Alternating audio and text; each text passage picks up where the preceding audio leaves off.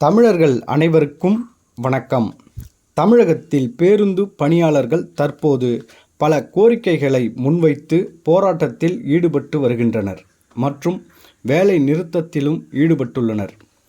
ஆனால் குறிப்பாக இன்னும் ஒரு சில நாட்களில் தமிழர்களின் பொங்கல் திருநாள் பண்டிகை தொடங்க இருக்கும் நிலையில் பேருந்து பணியாளர்களின் வேலை நிறுத்தம் அவர்களின் கோரிக்கைகளை நிறைவேற்றவா என்ற கேள்வி என்னுள் எழுகிறது. பொதுவாக பேருந்தில் பயணம் செய்வது ஏழை எளிய மக்களே. அதிலும் பண்டிகை காலம் என்பதால் பொதுமக்கள் அதிகமாக பயணம் செய்யும் நேரம் இது. இந்த நேரத்தில் இவர்களின் வேலை நிறுத்தம் ஏழை எளிய மக்களை மட்டும்தான் பாதிக்கும் என்பது நாம் அனைவருக்கும் தெரிந்த உண்மையே. இருப்பினும் இந்த பண்டிகை நேரத்தில் வேலை நிறுத்தத்தில் ஈடுபடுவது சரியா தவறா என நீங்களே உங்கள் கருத்துக்களை பதிவிடுங்கள்.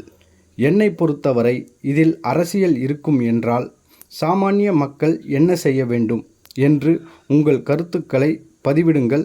நன்றி, வணக்கம்.